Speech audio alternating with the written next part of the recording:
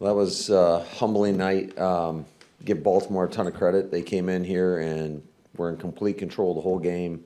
And unfortunately, it wasn't up to our standard in regards to how we played, how we coached, and that's what happens. Could Malik have gone back in at the end? He could have. Is that what you were expecting from them, just to try and run the ball down your throat all game? Yeah. Why weren't you guys able to stop it? I got to go back and take a look at the film. But yeah, we didn't. That was tough to watch. Matt, they didn't surprise you. What do you think about the fight that your defense showed tonight? Again, I want to go back and before I say anything that might be a little off base. I just think we got to go back and take a peek at this. I just want to make sure we were putting our guys in position, to make plays, and whether we made the plays or didn't make the plays. All in all, we all see the end result. It just was not good enough. It wasn't up to our standard. You guys had played quite a grind for like the previous 5 games with the division games in Denver and all that. Did you guys come out flat? Well, I think that's the natural thing to say, the easy thing to say. I don't think I saw a team that was flat. I saw a team that we just got beat. We got whipped. And so, but I would not say that. And Matt, you said Because our guys did compete. They were battling. You saw in that first half, we turned the ball over twice in the plus territory. One on the fourth down, the other one on just a total misoperation when we snap the ball, when we don't give a count. And and I thought our defense did a good job in those moments. It's just the rest of the game, it just wasn't good enough. Man, you said they controlled the game, but you get the stop. JJ has that stop for -5 on Henry. Mm-hmm. You force the punt. You guys go in and score to make it 27-24, and then you got a 3rd and 5 at Baltimore's 20, and Henry gets a 9-yard gain, and then he gets a 30-yard gain. Is that, you could have stopped there, and despite all the bad stuff that happened, aren't you? Yeah, you're giving yourself a chance, absolutely. And unfortunately, we in those critical moments when we needed to stop, we didn't get it done. So that's why I need to go back, take a peek at this, see what exactly went wrong. But yeah, that's why I thought our guys did battle. We were fighting. They were in complete control in the first half, and to Jason's point, it was 27-24 with an opportunity to get him off the grass. We didn't get it done. What happened to Malik? He wasn't touched on the play. Was it just something with the throw? Or? Well, you guys knew going into this thing that he's been battling through a throwing shoulder injury. So I just think that speaks to the type of competitor that Malik Willis is. He's as tough as anybody. He made play after play after play out there. He was one of the few bright spots, I would say, on the night in regards to what he was able to do. I thought he made plays. He threw the ball accurately, and it was kind of a crazy week in regards to him not getting really any reps. Missed a day being sick, came back. He was dialed in, man, and I thought he played outstanding. During the course of that crazy week, did you sit on kind of knowing that you were going to go deep on your first play with him? Not necessarily. Yeah, that was one of the things. We knew at some point in this game that we had to attempt some go balls. So that was more of a deal, I would say, yesterday or 2 days ago when we're kind of scripting the openers. That was going to be the first play of the game. And whether or not they give you that opportunity, just you're not quite sure. But I thought Rome made a hell of a play on it. I thought our receivers did a lot of good things in this game, but just it wasn't enough, obviously. So Matt, what happened with Jordan as he went through the week? He just didn't clear the protocol. I'm no expert in regards to how it all. There's a lot of tests you got to pass. Unfortunately, I think he's feeling physically good, but they have those measures in place, obviously, to protect our players. And he didn't pass the necessary tests to clear the protocol.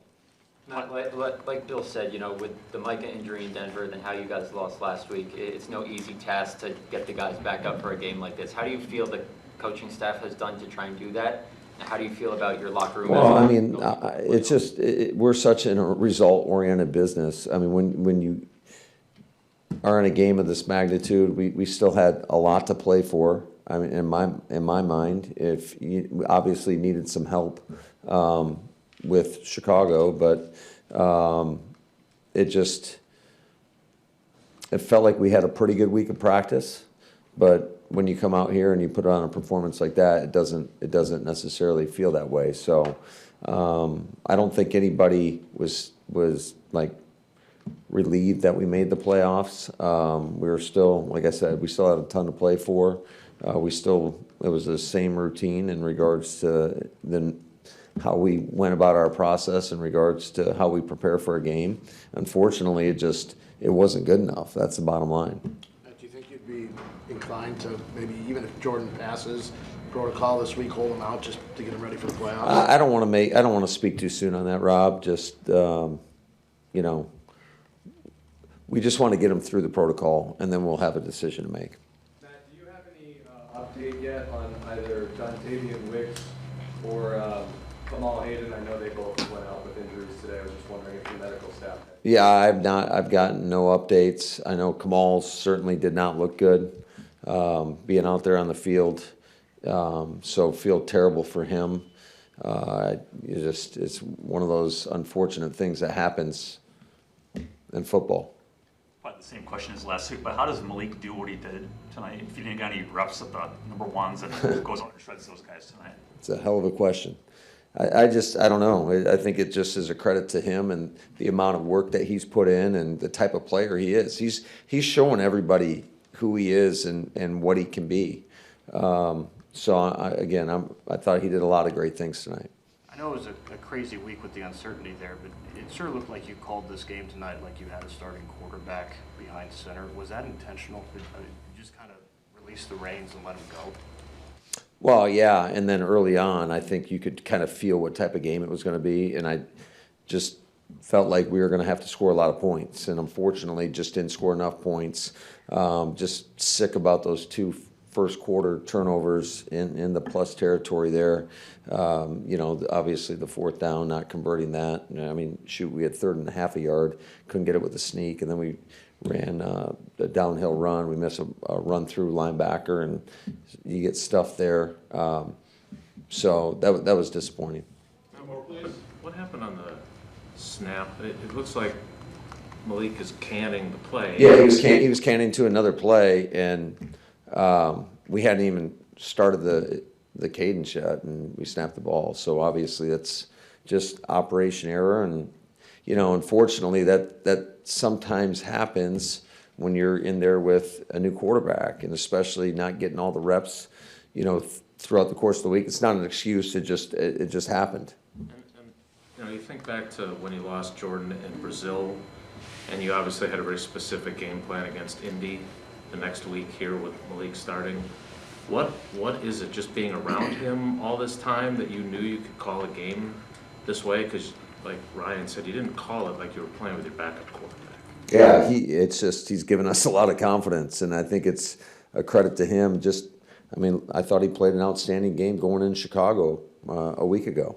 So, he is unflappable. Like, he is as calm as they come, and just is a resilient dude. I can't say enough great things about Malik. So, can I ask one more? You can ask as many as you want. So, I know this is Sorry, man. This is not the way you wanted tonight to go. This sucks. I get it. But you're in the playoffs. You still have a hell of a lot in front of you. How do you manage to get these guys going back in the right direction after the playoffs? Yeah, I think we got a pretty proud group in there. I think they're all disappointed in our performance tonight. These are grown men, and I don't think they're going to shy away from this. Just knowing that group, we all got to it sucks. It hurts. It's extremely disappointing, but we all, each individual, have to look in the mirror and say, are we doing what we need to do on a daily basis to give us, our team, the best chance to go out there and compete against good football teams? And, you know, when you don't do that, you have nights like tonight.